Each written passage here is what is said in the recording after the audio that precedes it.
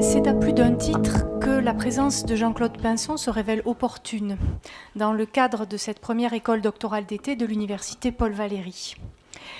Nous sommes donc particulièrement heureux qu'il ait accueilli favorablement notre invitation et accepté de prendre en charge la seconde conférence plénière.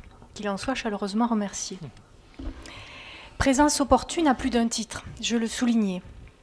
D'abord parce qu'ils sont nombreux. Les titres publiés par le poète et philosophe Jean-Claude Pinson, depuis Hegel, le droit et le libéralisme aux presses universitaires de France en 1989, jusqu'à Autrement le monde, aux éditions Jocasseria en 2016. En quelques 25 ans, ce sont 8 livres de poésie qui ont été publiés, de J'habite ici, publié chez Champvallon en 1991, jusqu'à Alphabet cyrillique, chez le même éditeur en 2016. Je vous les montre parce que j'aime bien montrer les livres. Voilà, je vous montre quelques livres de poésie, Drapeau rouge, Free Jazz, Fado, Laïus au bord de l'eau. Il me reste encore des livres dans la bibliothèque. Abrégé de philosophie morale et J'habite ici pour ce qui relève de la poésie. Il y en a d'autres, mais je ne les ai pas tous. 8 livres de poésie, donc, et 11 essais, parmi lesquels les ouvrages essentiels, tous publiés chez Champvallon, ces ouvrages dont je vais parler, que constitue Habiter en poète, et c'est sur la poésie contemporaine en 1995, qui pour moi a été un livre fondamental dans mon appréhension de la poésie contemporaine lorsque je rédigeais ma thèse. Sentimentale et naïve, nouveaux essais sur la poésie contemporaine en 2002 et Poétique, une autothéorie en 2013. Je vous en montre quelques-uns, les voici. Poétique, vous reconnaîtrez les peintures que vous avez sur la bibliographie. Sentimentale et naïve, Habiter en poète. Dans ces titres, la référence explicite à Hegel, comme celle implicite à Hölderlin via Heidegger ou l'inverse, dans le titre de 1995, Habiter en poète, d'une part, la présence des termes poésie, poète et poétique avec un H, d'autre part, pose clairement les termes du débat peut-être, du dialogue assurément, qui sans cesse se rejoue et se réinvente dans sa réflexion, à savoir celui qu'entretiennent, dans la pensée comme dans l'action, poésie et philosophie. C'est du reste le titre d'un admirable ouvrage collectif qu'il a dirigé avec Pierre Thibault en 2000, publié chez Farago, et en l'homme du dialogue qu'entretiennent le poète et le philosophe. Alors, ce qui m'a amusé, c'est que quand je suis allée chercher ce livre dans ma bibliothèque, j'ai trouvé, comme vous le voyez à l'intérieur, ceci. Et ceci, ce sont mes fiches de doctorat. Et je me suis posé la question de savoir si je serais capable encore aujourd'hui de ce travail minutieux, voilà, que certains d'entre vous sont peut-être en train de faire. Voilà. Je précise aussitôt ceci qui importe. Penser l'existence pour Jean-Claude Pinson, puisque c'est rien moins que de cela qu'il s'agit, ne consiste pas à la surplomber intellectuellement, à l'enchasser dans un appareil théorique qui, au lieu de nous rapprocher de sa rumeur et de ses couleurs, nous en éloignerait. Ou pour parler dans les termes efficaces du poète Yves Bonnefoy, qui nous enfermerait dans le concept au lieu de nous livrer la présence ou de nous livrer à la présence, présence qu'Yves Bonnefoy écrit avec une majuscule, mais au fond une majuscule qui ne lui donne pas le statut véritablement de concept. Penser l'existence, c'est d'abord, pour lui, pour Jean-Claude Pinson, la vivre, et interroger les modalités pratiques de ce vivre. Je cite les paragraphes liminaires de Poétique, qui me paraissent résumer l'ensemble d'un parcours intellectuel et artistique qui n'a garde d'oublier que l'on ne saurait penser sans créer et réciproquement. Je le cite. Une même question traverse les essais rassemblés dans ce livre, celle de la poésie comme viatique pour l'improbable métier de vivre. Métier de vivre, c'est l'expression de Pavese. Non pas exactement la question de la poésie vécue, mais celle de la poésie pour vivre, pour faire s'il se peut que l'existence et le monde soient davantage habitables. Le propos, continue Jean-Claude Pinson, n'y sera donc pas celui théorique et technique de la poétique, sans H, c'est ce que l'on rappelait ce matin, s'interrogeant sur les liens de la poésie et de l'existence, sur la possibilité ou l'impossibilité d'une vie poétique, sur ses fins et ses modalités, sur ses chemins, fût-il de ceux qui ne mènent nulle part, et là, petite évocation de Heidegger, il sera bien davantage de l'ordre d'une philosophie pratique, appliquée, que j'appelle poétique. Par conséquent, et c'est mon deuxième point, rassurez-vous, il n'y en aura que 3, présence opportune de Jean-Claude Pinson dans le cadre de nos rencontres intitulées « Penser l'éthique avec les humanités », la question de l'éthique dans son rapport à l'esthétique, mais également au politique, traversant de part en part sa réflexion. Je précise aussitôt que l'optique d'un pourvivre dans sa réflexion ne concerne pas exclusivement les dénommés poètes et les lecteurs de poésie patentés, mais bien tous les hommes, puisque ce dont il s'agit, c'est de notre séjour, de sa qualité, de son intensité peut-être, assurément de sa réalité et de l'urgence qu'il y a à penser pour les amender, voire les réinventer, les modalités de ces inscriptions.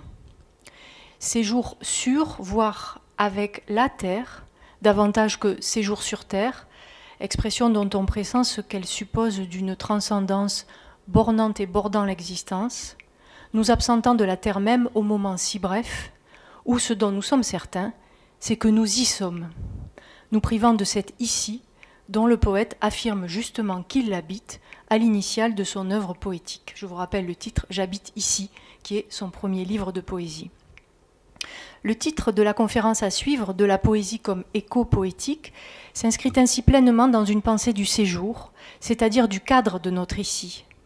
C'est dire la continuité de la pensée entre l'essai de 1995, Habité en poète, celui de 2013, Poétique, et l'opuscule paru l'an dernier, Autrement le monde, sous-titré Sur l'affinité de la poésie et de l'écologie, dont j'imagine que la conférence à suivre poursuivra les propositions. Troisième point qui justifie la présence parmi nous de Jean-Claude Pinson au sein de cette première école doctorale d'été, auquel je suis particulièrement sensible. Le nécessaire nouage entre poésie et pensée, mise à l'épreuve des formes du vivre. Peut-être qu'on retrouve d'ailleurs des choses qui ont été dites par Marielle Massé hier, je crois qu'il y a des choses qui résonnent entre ces deux pensées. Nouage qui fut celui-là même du saint patron de notre institution, Paul Valéry. On n'échappe pas au nom, et encore moins au nom propre. Yves Bonnefoy disait justement que la poésie est affaire de nom propre et même de prénom. Afficher pour une université le nom de Paul Valéry, c'est par là même, qu'elle le veuille ou non, que ses usagers en aient conscience ou non, revendiquer la poésie et la pensée, la poésie avec la pensée, comme propédeutique à l'existence. Reconnaître que l'on ne saurait penser en dehors de la poésie et que la poésie pense. Mais elle ne pense pas au service d'elle-même. Elle pense pour nous, à notre place. Je veux dire, depuis la place que nous occupons. Je cite, justifiant ainsi l'affiliation, et j'arrive à mes quelques mots de conclusion, les dernières lignes du petit ouvrage de Jean-Claude Pinson, Hobby et Dandy, sous-titré Sur l'art dans son rapport à la société, qui a été publié chez Plein Feu en 2003, je le cite. Si l'art a une fonction, c'est celle d'aider l'humanité à voir au-delà de son présent et de ses credos les mieux ancrés.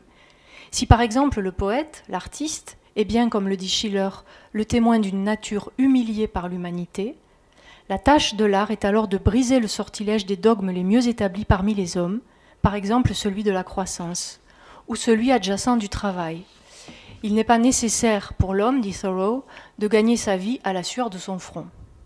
Mais il est de conduire sa vie en poète, en artiste, même si cela ne peut hélas être aujourd'hui, pour la plupart des hommes, qu'un très lointain horizon.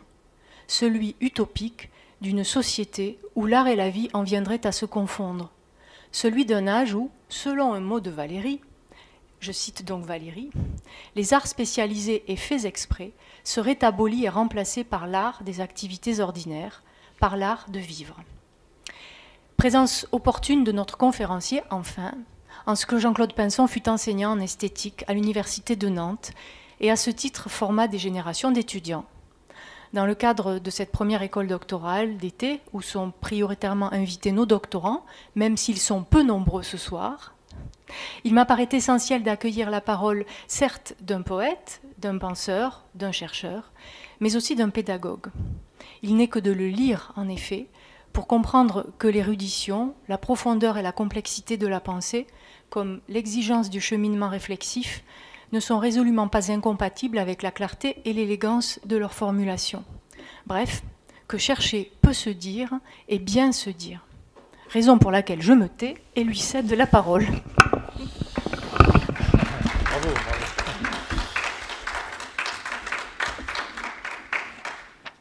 Alors un grand merci à vous, Marie Bourgeat. C'est tout cela très précis, très remarquablement formulé. Je ne peux qu'en être très heureux, évidemment. Je remercie aussi l'équipe d'Ethicom. Oui, que je parle dans le micro peut-être, oui. L'équipe d'Ethicom qui m'accueille à Montpellier. Alors, je vais donc aborder la poésie, comme l'indique le titre que j'ai donné pour cette conférence, sous l'angle de l'éco-poétique. J'avais prévu quelque chose d'assez long, hein, je vais sûrement devoir raccourcir. Je partirai, si vous voulez, de ce paradoxe, à mes yeux en tout cas, qui fait qu'aujourd'hui, la situation de la poésie n'est guère fameuse. L'étiage est au plus bas. La poésie, semble-t-il, ne fait pas recette. En tout cas, au plan éditorial. Les chiffres sont là. La part de la poésie dans l'édition est de plus en plus restreinte. Mais en même temps, c'est là le paradoxe, la poésie ou son idée continue à hanter de façon importante, croissante peut-être, l'imaginaire contemporain. Et en particulier, me semble-t-il, quand il s'agit d'essayer de redéfinir, de repenser notre rapport à la nature. Alors, ce paradoxe, me semble-t-il, suppose que le mot de poésie peut s'entendre dans plusieurs sens, au moins dans deux sens. Évidemment, le sens le plus restreint, la poésie comme corpus de textes, de poèmes, et un sens plus large, beaucoup plus diffus, peut-être aussi plus vague, où la poésie désigne une qualité, la qualité d'une chose, la poésie d'un paysage, par exemple, dirons-nous. Et alors, d'ailleurs, c'est plutôt l'adjectif poétique qu'on emploie dans ce cas-là.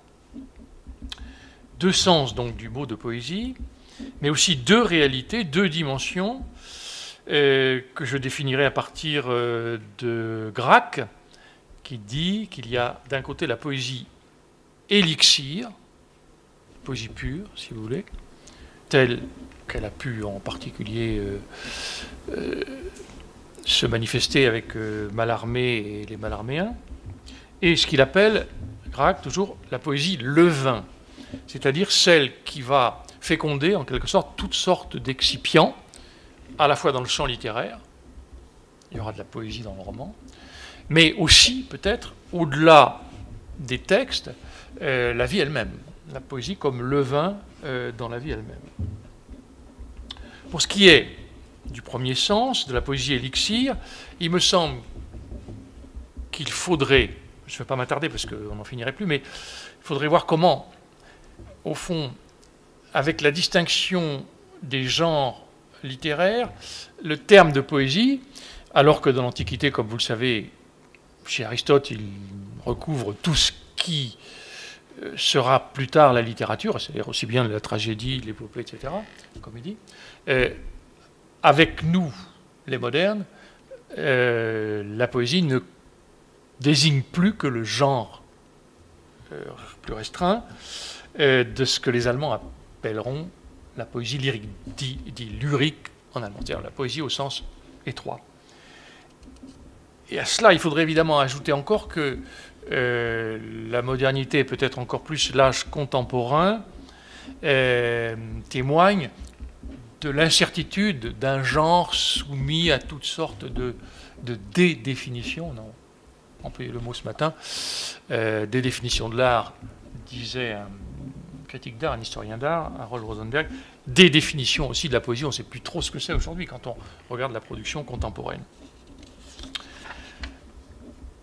Alors, si on la considère comme poésie élixir, ayant pour support donc le texte écrit, on ne peut que constater qu'elle est assez mal en point.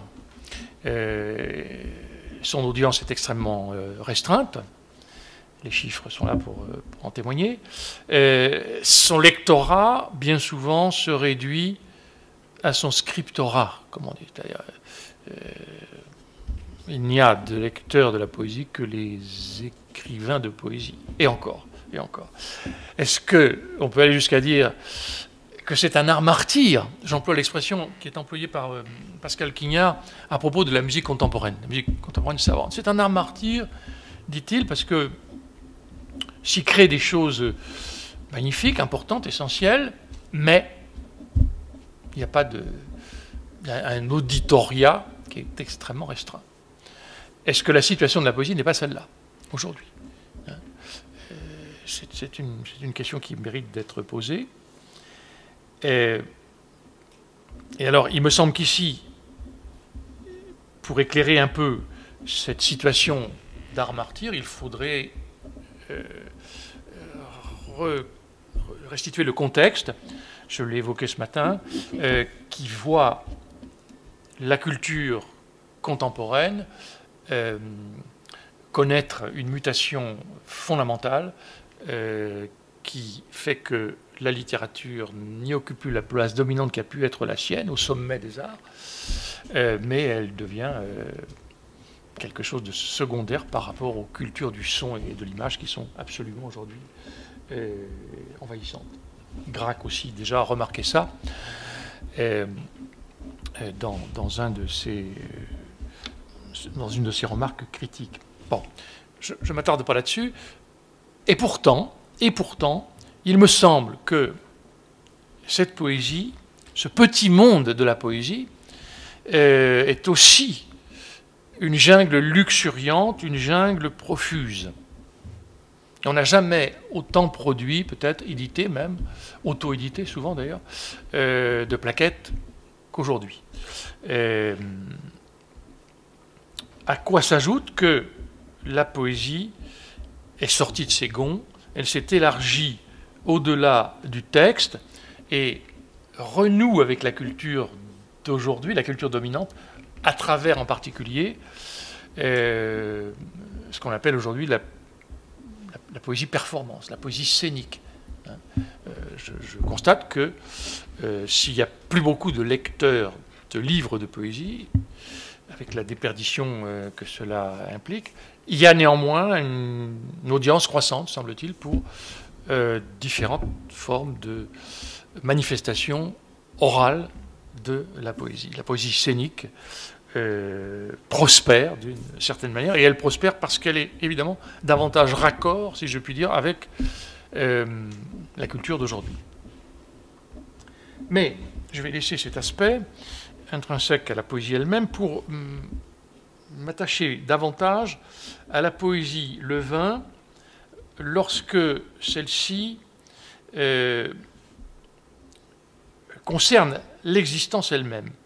Lorsque il s'agit, à travers une certaine idée de la poésie, nourrissant toutes sortes d'imaginaires, de transformer la vie elle-même. Et c'est évidemment ici que j'emploie le terme de poétique, c'est-à-dire en quoi la poésie, l'idée de la poésie, peut-elle contribuer à la transformation de nos façons de vivre, de nos formes de vie, de nos étoiles, diraient les Grecs, façon d'être habituelle. Je crois que ça va de pair, là encore en brossant un très rapide panorama de la culture contemporaine, avec l'apparition, j'ose à peine en parler comme d'une classe, parce que ce n'est pas une classe sociale au sens strict, les contours en sont beaucoup trop flous, de ce que j'appelle le poétariat. Je croyais avoir porté ce terme sur les fonds baptismaux, mais en réalité il a été employé par un dadaïste des années 30, René Edme, enfin. Poétariat, évidemment, en référence au mot de prolétariat, c'est-à-dire je crois qu'il y a toute une partie, toute une frange de la jeunesse aujourd'hui qui a envie de faire des choses créatives, dans quelque domaine que ce soit, dans l'art en général, mais pas seulement dans l'art, ça peut être, je sais pas, dans la cuisine, dans les formes de vie en général. Et cette jeunesse assoiffé de vie créative est en même temps évidemment confronté, nous le savons très bien, au précariat, à la précarité, liée à toutes les transformations de l'économie et du travail que nous connaissons. Et en même temps, elle a un niveau de connaissance élevé. Elle relève de ce qu'un philosophe italien, Antonio Negri, appelle un cognitariat. Niveau de connaissance, maîtrise, je sais pas, des outils informatiques, par exemple, tout à fait remarquable. Donc, par-delà les textes, par-delà la production proprement littéraire, la poésie est une idée, je dirais une idée, si j'emploie le vocabulaire kantien, une idée pratique, c'est-à-dire une idée qui concerne l'agir, l'action, la façon d'agir, de conduire sa vie. Et c'est une idée, là encore, pour reprendre le vocabulaire kantien, une idée régulatrice, c'est-à-dire une idée qui regarde vers l'avenir, qui se tourne vers un horizon utopique, celui d'une vie qui deviendrait enfin véritablement habitable, qui a comme en ligne de mire un point imaginaire, qui a donc une dimension téléologique. Elle vise quelque chose. Et alors, un certain nombre de poètes l'ont bien vu. Je pense par exemple à cette formule d'un poète italien, Andrea Zanzotto, un poète tout à fait majeur dans l'Italie d'aujourd'hui. Enfin, Zanzotto est un peu le Bonnefoy italien, si l'on veut, en termes d'importance qu'il a. En même temps, il est relativement populaire pour toutes sortes de raisons qui tiennent au statut de la poésie en Italie, puis en même temps, il a été le scénariste de beaucoup de films de Fellini, ce qui fait qu'il a une audience relativement large. Bon, il écrit ceci, par exemple. Il n'est pas risqué de dire que la fin dernière, nous sommes bien dans le télos, la fin dernière de la poésie est de recréer la condition édénique, et qu'une expérience paradisiaque est le mirage plus ou moins avoué de tout poète. Enfin, point de cette chose que dans toute entreprise poétique, il y a cette visée d'un paradis, au fond, d'un retour vers quelque chose comme un paradis. Alors, je vais développer évidemment cette idée en lien avec la question de la nature, en repartant, si vous voulez, de Hölderlin, sa fameuse formule « l'homme habite en poète », Hölderlin la profère dans un contexte qui est pour lui celui du désenchantement du monde. Désenchantement du monde au sens que, comme il le dit à plusieurs reprises, les dieux se sont enfuis. Le monde dans lequel nous vivons n'est plus un monde divin. C'est l'effet ravageur des Lumières. Et alors, la question de Hölderlin, c'est comment un monde peut-il être encore habitable dès lors que le divin n'y est plus présent? Et cette question, qui est la question de la poétique, avec un H, dans un deuxième temps, qui est le nôtre, me semble-t-il, peut être reformulée ainsi, à l'époque qui est la nôtre, qui n'est plus simplement celle du désenchantement du monde, mais celle de la dévastation de la terre, à l'époque de ce qu'un poète contemporain, Michel Deguet, appelle le géocide en cours, le meurtre de la terre elle-même par la prédation humaine, l'omniprédation de l'homme. Est-ce que, précisément, dans ce contexte, il n'est pas nécessaire, inévitable, que la poétique, au sens de Hölderlin, s'infléchisse dans le sens d'une éco-poétique, c'est-à-dire d'une prise en compte des formes de vie au regard de l'exigence d'une terre habitable à l'époque de sa dévastation? Voilà, me semble-t-il, la question. Je vais très vite. Alors, il faut distinguer, me semble-t-il, l'éco-poétique avec un H, tel que je vais essayer d'en développer l'idée, et ce qu'on appelle aujourd'hui, c'est très en vogue aux États-Unis, l'éco-poétique. Il y a toutes sortes de travaux, ce qu'on appelle aussi les Green Studies, aux États-Unis en particulier, c'est-à-dire une étude des textes pour autant que ces textes s'occupent de la nature, traitent dans le roman ou dans quelque forme littéraire que ce soit, du rapport de l'homme à la nature. Non, ce n'est pas l'étude de texte qui m'importe ici, c'est comme philosophe ou comme poète, si vous voulez, c'est la capacité que peut avoir la poésie, à la fois le poème, mais l'idée de la poésie tout aussi bien, à contribuer à la recherche, je n'ose pas dire à la formation, à la recherche de formes de vie qui soient plus en accord avec la nature.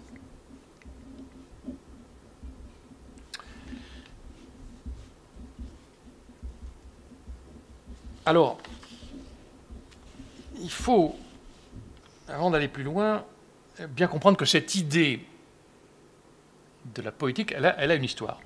Elle a une histoire et elle a connu un certain nombre d'avatars. Certes, elle a sauvé la poésie, me semble-t-il, ou elle la sauve de s'abîmer dans ce qui serait l'insignifiance d'un simple jeu avec le langage. Elle a permis que la poésie demeure, je reprends une formule de Mallarmé, gardienne de ce qu'il appelait l'instinct de ciel en nous. Il faut cet instinct de ciel si on veut que ce ne soit pas simplement une affaire purement ludique que la poésie. Mais elle a été aussi l'occasion d'illusions de toutes sortes, d'illusions métaphysiques, d'égarements spéculatifs, d'emphases. Alors là, il y aurait un dossier à réouvrir qui serait celui du romantisme allemand, celui de Heidegger et de tout ce qu'on a pu écrire dans le sillage de Heidegger, sur la puissance de dévoilement ontologique du poème. Bon, je laisse de côté tout ça. M'intéresse peut-être davantage ici les égarements du côté de la politique.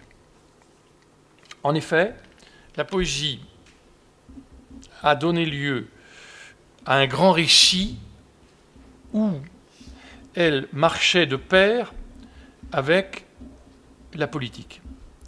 Et Rimbaud en a formulé d'une certaine manière le programme, je cite Matin de Rimbaud, « Quand irons-nous, par-delà les grèves et les monts, saluer la naissance du travail nouveau, la sagesse nouvelle, la fuite des tyrans et des démons, la fin de la superstition, adorer les premiers, Noël sur la terre. » Noël sur la terre, ça fait évidemment écho à ce que j'ai cité précédemment de Zandotto.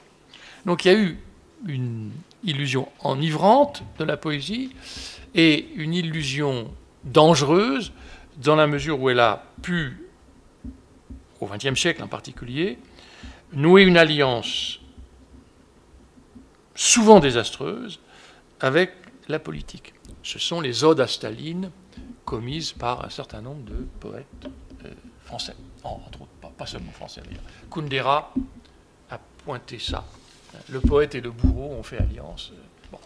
Alors évidemment, il faudrait ajouter que Kundera ne le fait pas, et à mon avis c'est une erreur, sinon une faute.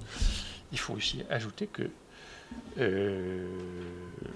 des poètes, et non des moindres, ont aussi, dans ce même contexte, de l'alliance de l'action politique et de la poésie, ont fait acte de résistance. Je pense en particulier à ce poète tout à fait essentiel, qui est le poète russe Ossip Mandelstam. Mandelstam est celui qui, n'est-ce pas, écrit un poème contre Staline, ce qui lui vaut de terminer dans un goulag au fin fond de la Sibérie. Bon. On pourrait dire la même chose aussi peut-être de Chalamov. Alors, là je passe très vite sur tout ça. Est-ce que l'écho poétique est à l'abri de semblables dérives ou illusions? Est-ce qu'elle lave plus blanc, en quelque sorte? Non, je crois que le soupçon perdure. J'en trouve la trace, par exemple, sous la plume d'un romancier contemporain, à l'honneur aujourd'hui d'ailleurs à Guéret, dont parlait hier Marielle Massé, Arnaud Bertina, dans le numéro le plus récent de la revue Critique, il écrit ceci. Il est à craindre, dit-il, qu'en s'emparant du thème écologique, le poème ramène au centre du texte une dimension tragique dont on aurait voulu ne pas tenir compte, car elle se présente souvent avec les atours d'une transcendance. Donc sa crainte, c'est qu'en se penchant sur la question écologique, le poème à nouveau retombe dans les errements métaphysiques, la transcendance tragique. Bon. C'est une question légitime. Et il ajoute qu'elle risque alors d'être encline à cultiver, c'est sa formule, une humeur réactionnaire. L'écologie serait réactionnaire, etc. Bon. Contre le progrès. Enfin. Et il ajoute qu'elle est, en effet, qu'elle entretient de dangereux liens, c'est l'expression qu'il emploie, avec l'amertume et la nostalgie, parce qu'elle cousine inévitablement avec le discours, bien sûr, plus qu'avec le visible. Si je comprends bien Arnaud Bertina, il veut dire par là que les arts visuels sont davantage de plein pied avec la réalité présente que la littérature, la poésie, du fait de la dimension constitutivement retardataire, réflexive du langage. Il y a une médiation langagière qui fait que le langage regarde toujours les choses à distance. D'où la crainte qu'il formule de cette nostalgie. Du fait de la nature de son médium, donc la littérature serait forcément retardataire, en quelque sorte. Elle serait forcément dans l'après-coup. C'est, je le rappelle aussi, le statut de la philosophie. La philosophie, dans l'après-coup, elle ne vient qu'après la bataille. C'est ce que dit Hegel. La philosophie, c'est la chouette de Minerve qui ne prend son vol qu'à la tombée de la nuit. C'est une question aussi pour le roman. Je fais un rapide détour par le roman parce que c'est Stendhal racontant Waterloo, après coup. Mais la force de Stendhal, ce qu'a bien vu Pierre Bergogneau, c'est qu'il essaie de faire comme si la bataille était racontée de l'intérieur, à partir du chaos, et non pas avec la vue de surplomb de celui qui, après coup, reconstitue les événements. C'est la force de Faulkner comme romancier, selon Bergogneau, c'est que sa narration se situe de l'intérieur même, où essaie de se situer. Bon, je laisse cette question. Alors, je ne suis pas complètement d'accord, évidemment, avec ce que dit Arnaud Bertina. Il me semble que, d'une part, c'est peut-être trop cédé à ce qu'un historien, François Hartog, appelle le présentisme, l'obsession d'être raccord avec le présent. Et il me semble au contraire que la force de la littérature et de la poésie, c'est peut-être son caractère intempestif. Ne pas être en accord avec le moment.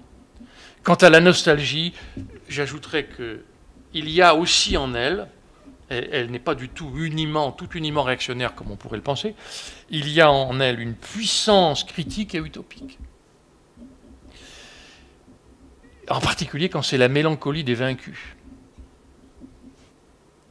Je parlerai tout à l'heure de Vallès. Il y a une mélancolie des vaincus chez Vallès, qui a une force critique considérable. Vallès, écrivain tout à fait sous-estimé. Il y a un beau livre d'un essayiste contemporain sur la vertu critique, révolutionnaire même de la mélancolie. C'est le livre d'Enzo Traverso, qui s'appelle « Mélancolie de gauche, la force d'une tradition cachée », paru en 2016. Bon livre. Sur Benjamin, ça va. Bon, je passe. Quant à la question de la transcendance et du tragique, auquel nous reconduirait le thème écologique, je dirais qu'il faut se reposer la question, est-ce que véritablement la littérature peut se passer de toute verticalité? Est-ce qu'il faut en rester à l'horizontalité?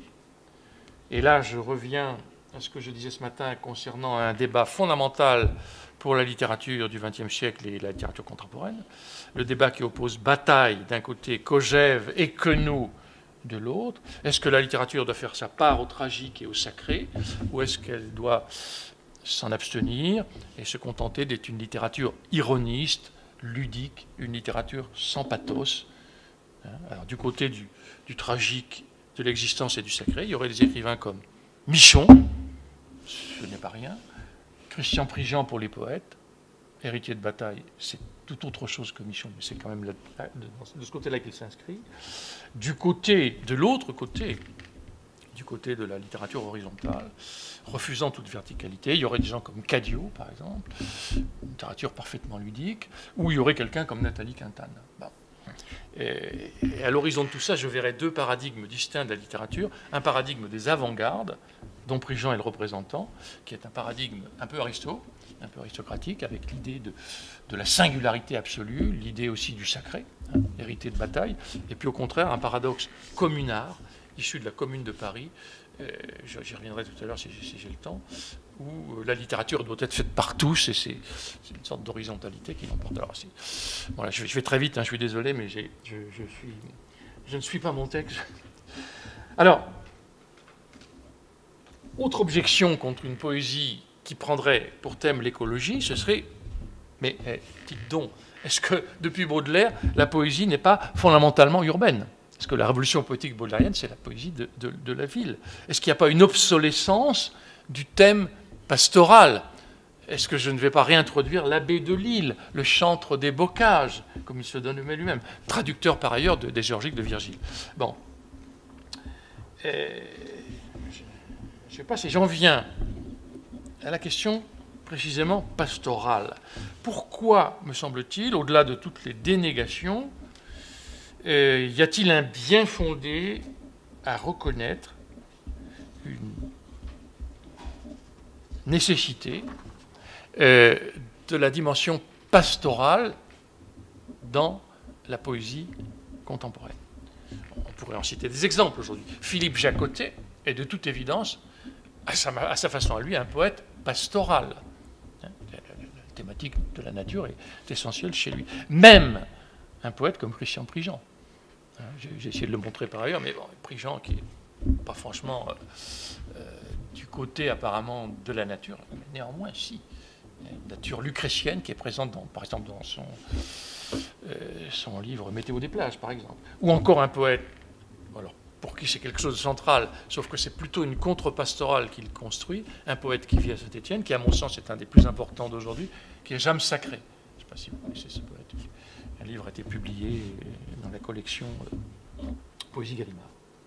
Bon, alors,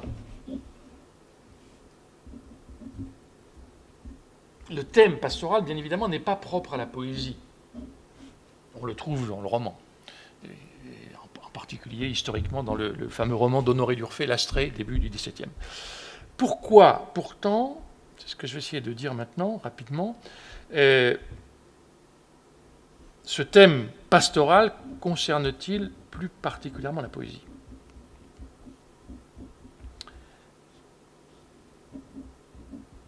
Il faudrait peut-être partir d'une distinction que fait Merleau-Ponty entre le poème et le roman. Pour Merleau-Ponty, ce que fait entendre un poème, c'est d'abord une modulation de l'existence. Tandis que le roman, dit-il, s'attache à un événement interhumain. Plusieurs personnages sont confrontés les uns les autres. Et le roman laisse mûrir cet événement et le laisse éclater, c'est l'intrigue romanesque, sans commentaire idéologique, ajoute Merleau-Ponty. Donc, ce qu'il veut dire, au fond, c'est que le roman cherche plutôt à dire la vérité du monde social, Balzac, là où le poème est davantage soucieux de la vérité de l'expérience sensible, de la vérité de l'existence en tant qu'elle est intonnée, solidaire du jeu sans cesse fluctuant des affects et des percepts. Disons que ce qui intéresse le poème, c'est peut-être d'abord l'existence météorologique plutôt que l'existence météorologique avec des guillemets, plutôt que l'existence sociologique. Alors, évidemment, là, il faut ne pas s'arrêter à cette dichotomie, parce que les frontières entre les genres littéraires sont extrêmement poreuses. On trouverait chez Proust, c'est bien évident, aussi bien du Balzac que, je sais pas, du Jacotet ou je ne sais quoi. Ou chez Nerval, par exemple. Alors, si on veut, au-delà de cette première remarque, justifier le lien de la poésie à l'écologie, il faut aborder la question à la fois sous l'angle métaphysique et sous l'angle linguistique.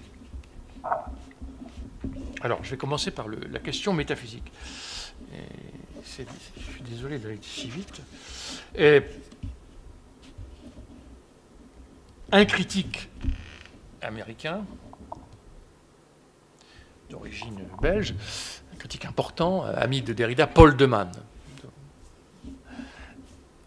a soutenu la thèse selon laquelle, au fond, le seul thème véritable de la poésie, c'est le thème pastoral. Alors, évidemment, il faut dépouiller ce thème pastoral de ses atours aimablement champêtres, tels que la tradition bucolique de Lastrée a pu les mettre en avant.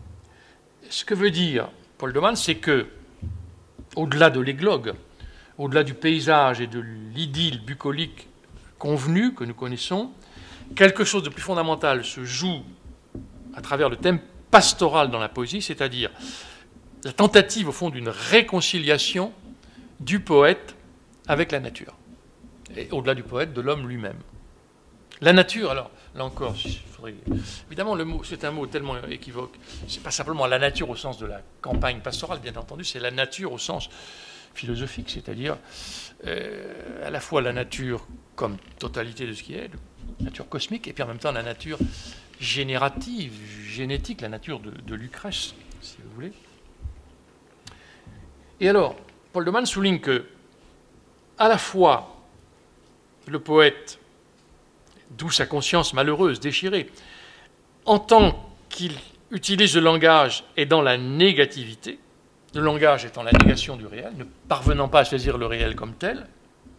Le langage, c'est ce qui nous sépare de la nature.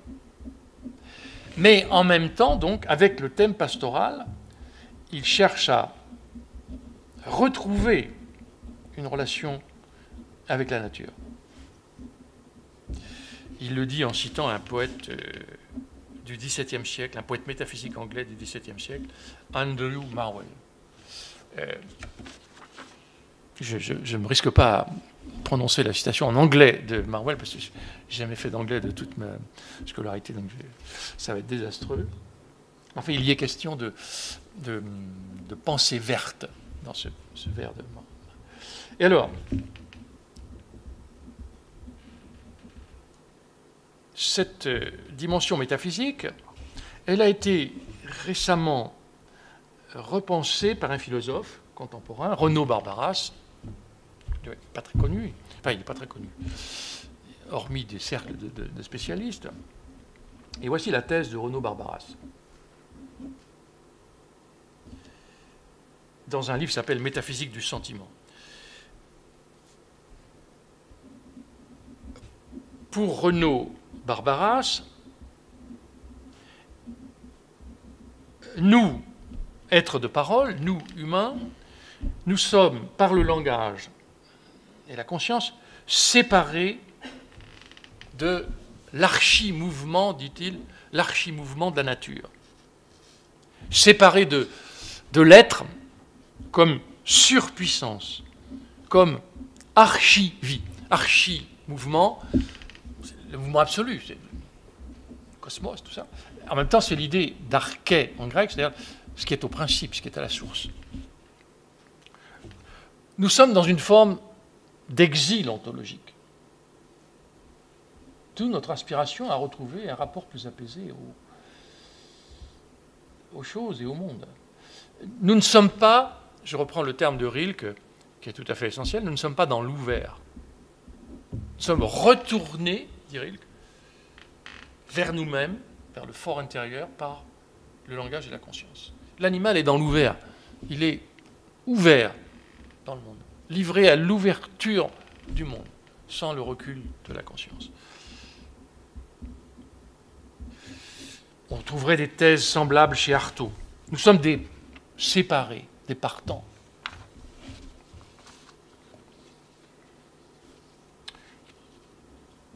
Et le langage, donc, au regard de cet archi-événement du monde, est lui-même un archi-événement. C'est l'événement fondateur qui nous sépare du monde. Le langage est fondamental, évidemment, c'est constitutif de toute culture et de toute société humaine.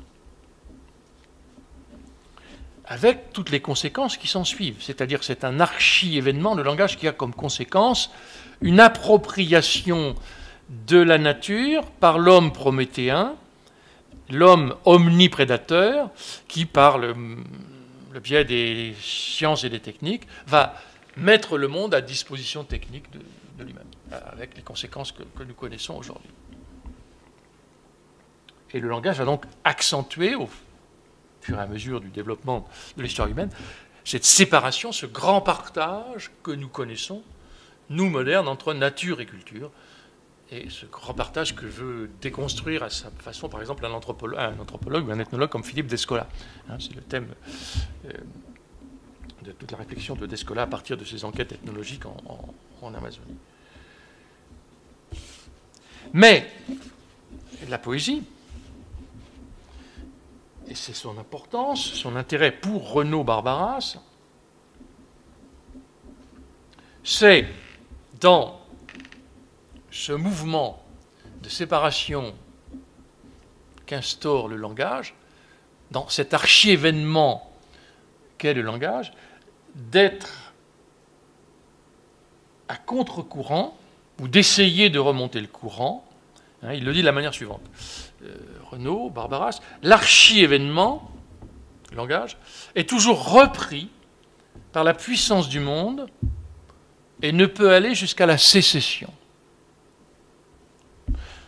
L'archi-événement est toujours repris par la puissance du monde, l'archi-mouvement du monde, et ne peut aller jusqu'à la sécession. Et le cran d'arrêt, c'est la poésie. De par son logos propre, en de certaines occasions, la poésie fait advenir un sentiment du monde, un sentiment cosmique, pas seulement cosmique, d'ailleurs, un sentiment de la nature, qui est synonyme, non pas de séparation, mais d'appartenance à cet archi-mouvement dont parle le philosophe. Donc, la poésie est ce langage qui essaie de refaire de nous ces fils et ces filles de la physis, nature, et ces fils et filles de la terre que nous ne cessons jamais d'être tout à fait. Alors, j'ai annoncé, je vois que le temps coule, qu'il y avait une dimension linguistique dans cette affaire. Oui, je vais le dire très très rapidement. C'est la thèse de Rousseau sur l'origine du langage, qui est tout à fait intéressante parce que chez Rousseau, il y a l'idée que, par-delà la séparation que nous venons d'évoquer, le langage est pourtant ce qui fait lien en nous, un certain langage en tout cas, avec la nature. Le langage en ce qu'il a d'organique, de corporel. Et c'est pourquoi Rousseau établissait, comme vous le savez, la primauté du son, du cri, de la plainte sur le sens, la primauté du chant sur la parole, la primauté de l'accentuation, de l'intonation sur l'articulation. Et il allait aussi jusqu'à évoquer la présence, dans le langage ainsi compris, donc le langage poétique au fond, le langage musical, le langage chanté. La thèse pas si stupide que ça, dit-il, de Cratyle, dans le Platon, Donc l'idée d'une pulsion cratyléenne, que je crois particulièrement marquée dans la poésie, c'est-à-dire cette volonté par l'activation de la fonction poétique du langage sous toutes ses formes, rythmique, phonique, prosodique, etc., accentuelle, de retrouver quelque chose comme un lien possible avec la réalité naturelle des choses, alors que nous savons très bien qu'il y a un arbitraire du signe. Enfin, c'est complètement anti-saussurien, bien entendu, mais tout l'effort poétique est là. Et c'est Ponge aussi a dit des choses semblables. Alors, il faudrait ensuite, je vois que le temps coule, donc je vais essayer d'aller vraiment au plus vite, de voir comment, plus précisément, la poésie est en mesure d'être, en quelque sorte, un existentiel contre-événementiel. C'est-à-dire, au sein du langage, comment elle peut faire contre-événement à ce qui est l'archi-événement du langage. Comment elle va à l'encontre, au fond, du modèle prédateur dominant, qui est aussi le modèle du logos philosophique. Comment elle est capable d'une entente de la Terre et d'une entente avec la Terre. Qu'est-ce qu'elle peut offrir? Alors, je crois qu'il y a une offrande poétique, on reprend le terme de Bach, offrande musicale, il y a une offrande poétique spécifique. Le poème, évidemment, ne fait rien entendre qui est d'ordre idéologique, ça peut arriver, bien entendu, et il est plutôt du côté de la nuance. La nuance en tant que c'est seulement elle qui peut dire la teneur d'une humeur, d'un affect, d'une sensation vive. C'est ce que Barthes a parfaitement montré à propos du haïku. Lisez le cours de Barthes sur comment écrire un roman, je n'ai plus le titre en tête. La préparation du roman. C'est un cours magnifique, les cours de Barthes sont absolument magnifiques. Et il y a tout un développement sur le haïku qui est superbe. Il y a une offrande poétique. Je vais en citer un exemple, me semble-t-il. Il faudrait l'analyser. Je ne vais pas pouvoir aller très loin, mais c'est le poème de Verlaine, Green.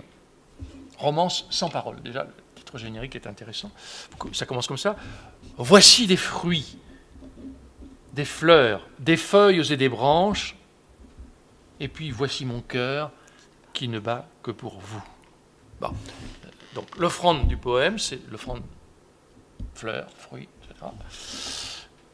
Et puis il y a une offrande à l'être aimé, qui n'est pas nommément désignée, donc le destinataire est indéterminé, qui est l'offrande, si je disais la suite du poème, mais je ne le connais pas par cœur, l'offrande d'un être au monde qui serait marqué par un sentiment apaisé, où l'existence peut enfin respirer, palpiter à l'unisson d'un monde végétal irénique, apaisé, paisible. C'est donc l'offrande faite par le poème, la suggestion d'une forme de vie, d'un ethos amoureux, où l'étreinte n'est pas prédatrice, mais relève de ce que Barthes nomme un enlacement immobile propice à l'endormissement enfantin, témoignant d'un sentiment océanique dans la nature. Il y a une distinction qui est très importante chez Barthes quand il analyse Eros. Eros est un enfant qui bande, dit-il, formule frappante. C'est un enfant, il recherche l'étreinte maternelle, et c'est un enfant qui bande, il y a l'étreinte prédatrice.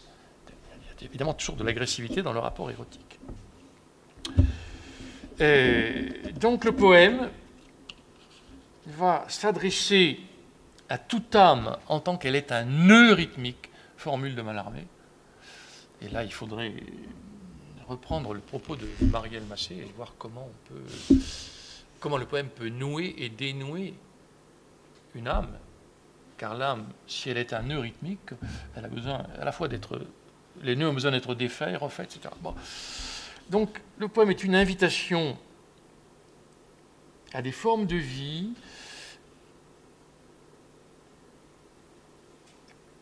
susceptible d'autres rythmes que ceux frénétiques d'une société assoiffée de rendement, de consommation. Une invitation à la lenteur. Ouais, j'avais une formule de Michaud. Dans une époque d'agité, écrit Michaud, garde ton andante. Pas mal. Dans une époque d'agité, garde ton andante. Le poème est une invitation à garder son andante. Il faudrait retrouver aussi un certain sens de la naïveté, de la simplicité, de la frugalité. C'est aussi une des tâches du poème. Je suis dans un livre un peu attardé sur cette notion de la naïveté qui est très importante chez Schiller, qui lui dit que le poème est le gardien de la nature, c'est pas un hasard. Il faudrait aussi évidemment évoquer, là je passe très vite, Thoreau, que vous avez cité, distinguer, j'avais repris une distinction conceptuelle qui est intéressante, qui est la distinction entre l'épopée et l'étopée. C'est un mot très rare. L'étopée, mais qui m'a intéressé, il est dans le littré malgré tout, c'est comment une œuvre littéraire propose des formes de vie, des formes d'éthoi, ethos. Comment elle peut être des exempla, etc., etc. Alors, je voulais vous parler de la politique de la poésie. Alors, j'avais tout un passage, tout un développement sur la Commune de Paris, parce que, si vous voulez, il s'agit ensuite d'écrire un imaginaire de cette vie écologique, où on regarde au contact de la nature. Et alors, quand on regarde de près l'imaginaire de la commune, on trouve des choses tout à fait intéressantes. Alors, on a mis l'accent, évidemment, quand on a réfléchi sur la commune, sur la dimension politique, à partir de lectures, disons, marxistes essentiellement, mais on a laissé de côté toute la dimension écologique. Or, quand on regarde les choses de près, ce qu'a fait une universitaire américaine qui s'appelle Christine Ross, on s'aperçoit que bien des penseurs de la commune étaient ce qu'elle appelle des proto-écologistes. C'est absolument frappant. Alors, par exemple, Élisée Reclus, géographe qui revient à la mode d'ailleurs, adepte, végétarien lui-même, adepte de la frugalité, qui écrivait ça, par exemple. Là où le sol s'est enlaidi, là où toute poésie a disparu du paysage, les imaginations s'éteignent, les esprits s'appauvrissent, la routine et la servilité s'emparent des âmes et les disposent à la torpeur de la mort. Pas mal du tout. On pourrait trouver ça aussi du côté de William Morris, important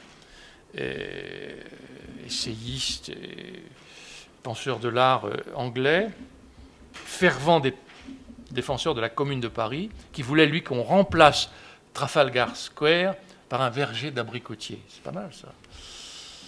Et qu'on substitue à cette folie absurde, appelée autrefois Londres, quelques villages agréables au long de la Tamise. Bon. Puis alors, il y aurait Vallès. Alors, Vallès, c'est magnifique, Vallès, bon, mais Et alors, je voulais développer la question du luxe communal, parce que dans le manifeste des artistes de la commune, il y a tout un chapitre sur le luxe communal. Le luxe doit être offert à tous. Alors, bon, évidemment, l'idée de luxe, elle est un peu contradictoire avec l'idée de frugalité. J'essayais de démêler tout ça, en m'appuyant notamment sur Vallès. Bon, mais je suis désolé, mais voilà, puis il restait encore notre question. Mais bon, ça mériterait un développement spécifique. Je ne voudrais pas abuser de votre patience. Et donc, vous laissez le temps peut-être de quelques questions. Merci.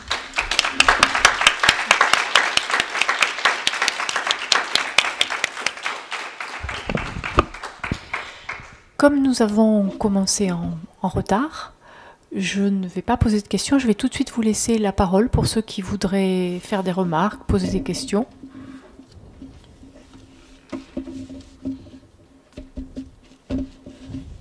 Je voudrais d'abord m'excuser parce que c'est un très mauvais exemple d'exposé. C'est beaucoup trop long compte tenu du temps qui m'était imparti.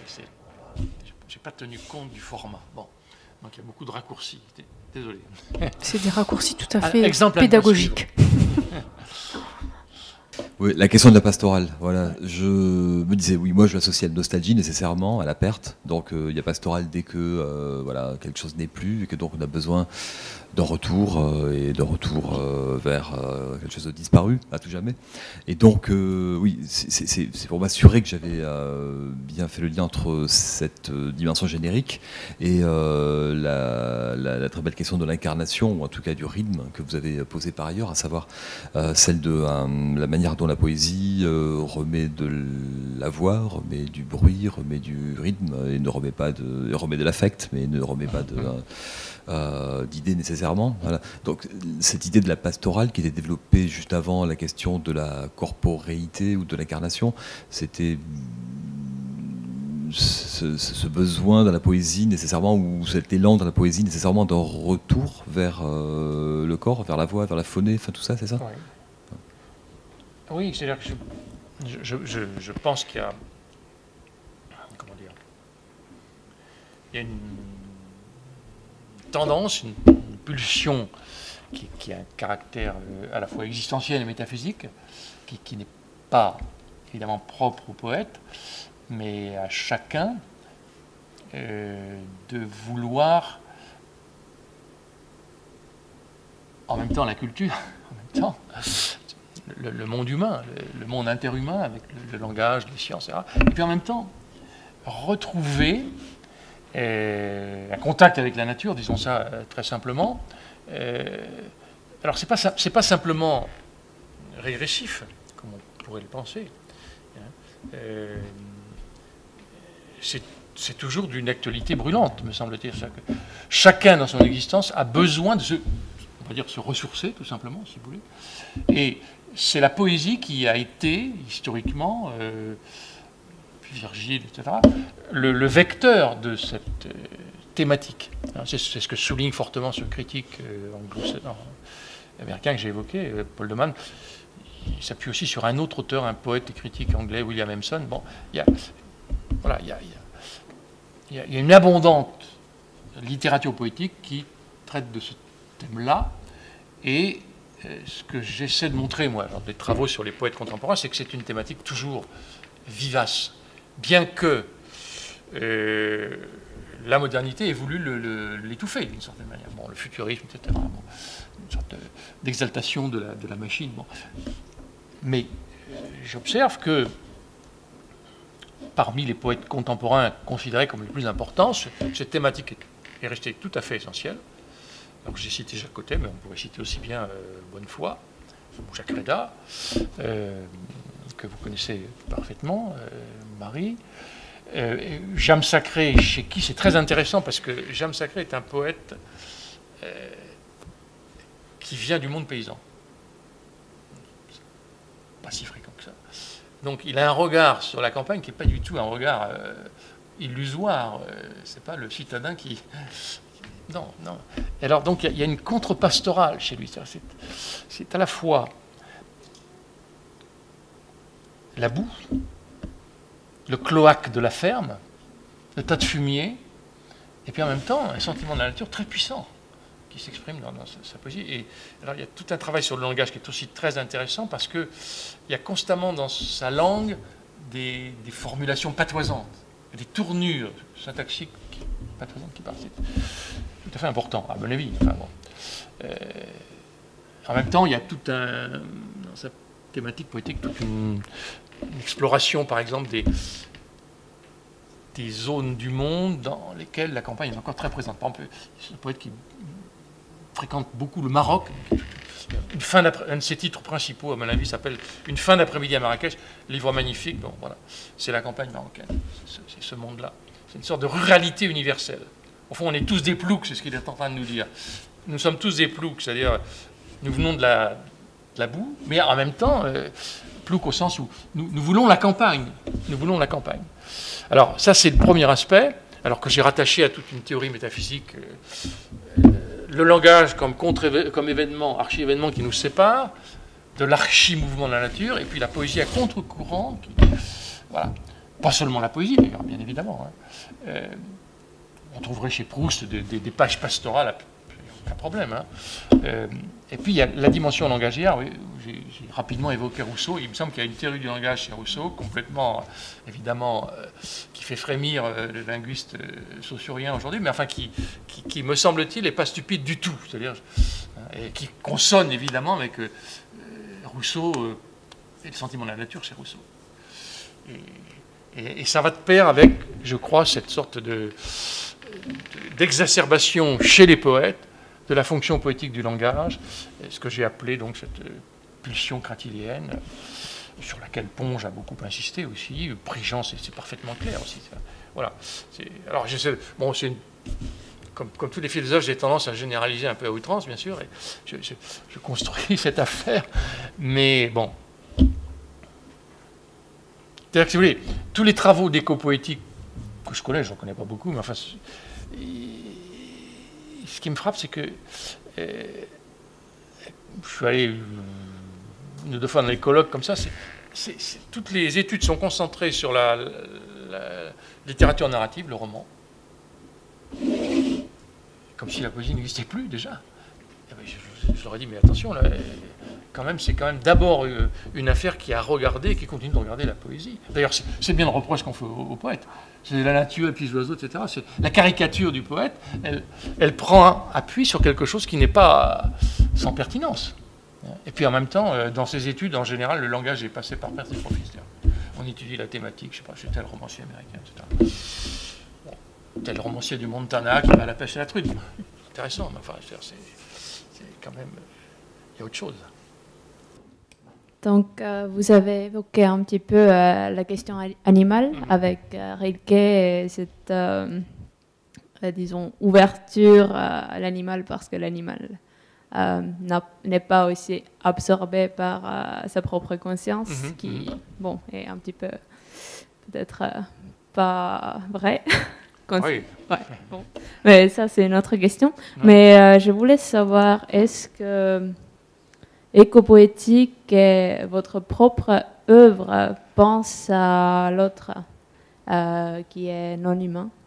Est-ce que Éco-poétique pourrait ouvrir le langage et le genre comme poésie pour penser à un être sans le langage humain ou penser aux autres langages ou autres façons de communiquer? Oui, tout ça est tout à fait. Alors, vous avez raison. Hein, je suis assez sceptique, et toutes sortes de travaux d'éthologie animale abonderaient dans votre sens, quant à la thèse philosophique classique qui instaure une séparation radicale entre la conscience humaine et le monde animal. Oui, il y a des formes de pensée animale, ça, je pense pas. Enfin, bon, je ne suis pas compétent pour en parler davantage. L'autre aspect de votre question, c'est de savoir si le poème est capable et comment d'évoquer le monde animal et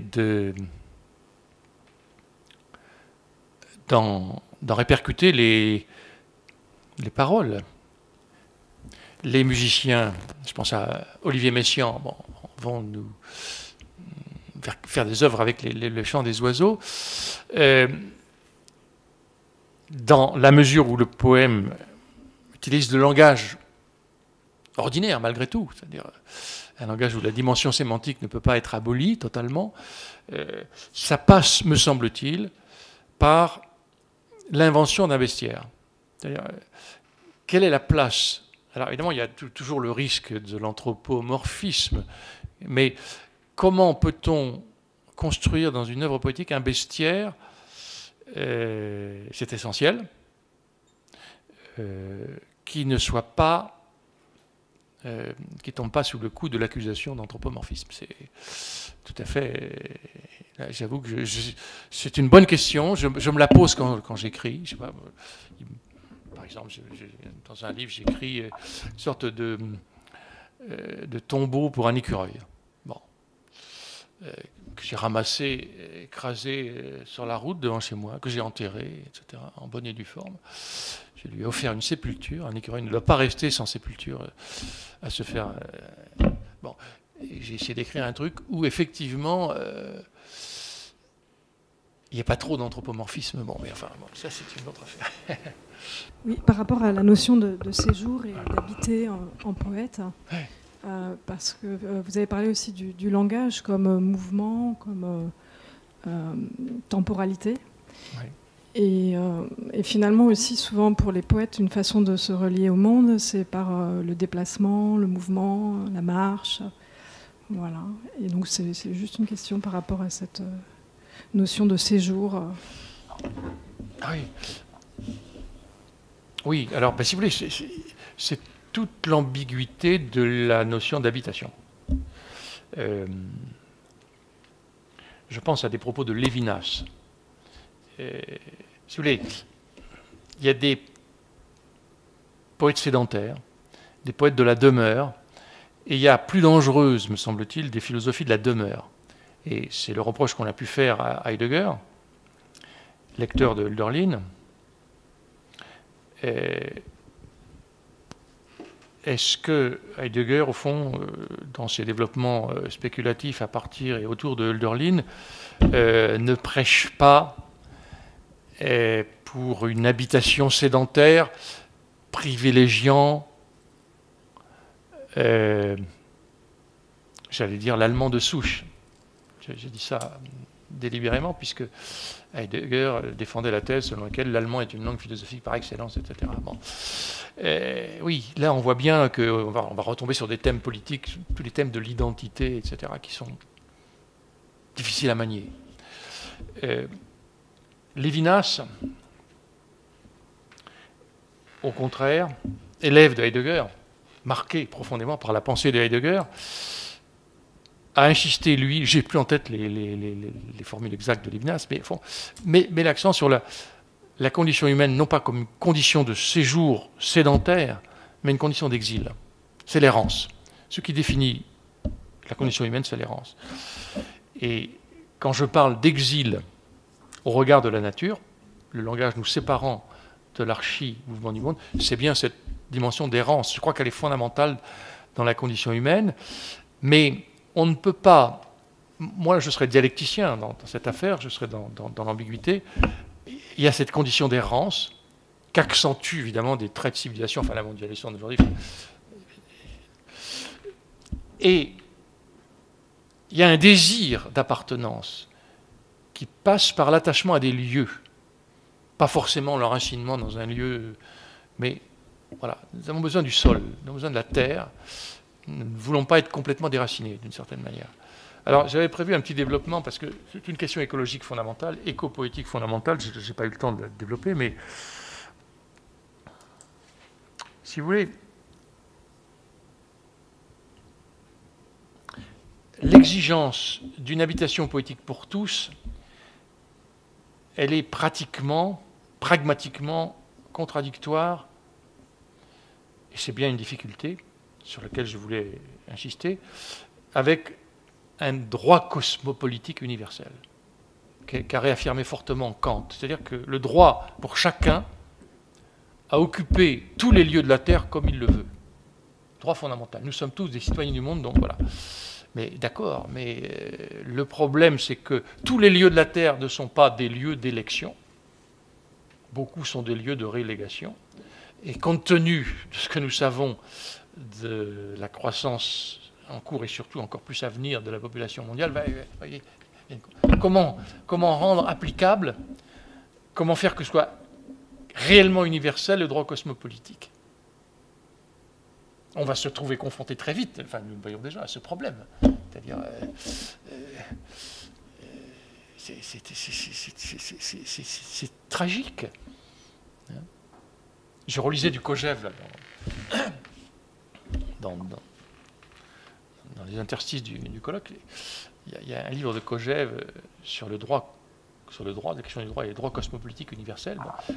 L'État universel, c'est l'État qui n'est plus un État, c'est une sorte de droit universel où il n'y a plus d'amis et d'ennemis sur la planète. C'est une magnifique utopie, mais évidemment, nous voyons bien que ça va être très difficile à tenir. C'est-à-dire,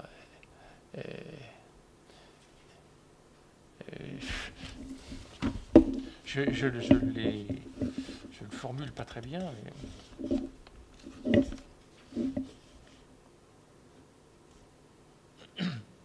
Oui, ça va être très difficile de parvenir à rendre viable un droit poétique universel à habiter poétiquement la Terre. Kant affirme que chacun est partout chez lui à la surface de la Terre. Partout.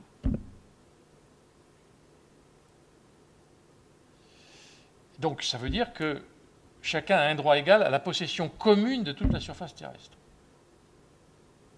Donc si on veut poser un droit éco-poétique universel, comment ça va être possible dans une planète qui serait hospitalière? La planète est largement dévastée. C'est une question. Comment faire que toute habitation pour tout homme soit comme un jardin? Les conditions héléniques dont parlait Dan Zotto. Forcément, il faudra des régulations. Et lesquelles? Pour qu'elles ne soient pas injustes, ces régulations des mouvements de population. Ça ne peut pas être des assignations à résidence. Et il y aurait une entreprise immense de réfection des lieux habités afin que s'efface, autant que faire se peut, la différence inégalitaire entre des lieux d'élection et des lieux de relégation. On n'est pas au bout des problèmes. Hein. Enfin bon, c'est une question. Je sais que je n'ai pas de solution, hein, c'est évident. Mais elle me tracasse. Elle me tracasse parce que, évidemment, sinon on est un pur idéaliste. Hein, on peut dire l'homme habite poétiquement la Terre, d'accord. S'il y avait, je ne sais pas, 1 milliard d'habitants, oui, d'accord, mais avec 7 ou 8 ou 9 milliards, bonjour les dégâts, si je puis dire. Nous vous remercions et je crois que ça a été une magnifique illustration du fait que la poésie n'est pas réservée à des poètes dans leur coin qui écrivent des poèmes sans se préoccuper de ce qui se passe autour et de ce que le poème peut faire au monde et de ce que le monde aussi fait au poème. Voilà. Je vous remercie infiniment. Merci beaucoup. Merci. Merci beaucoup, Marie.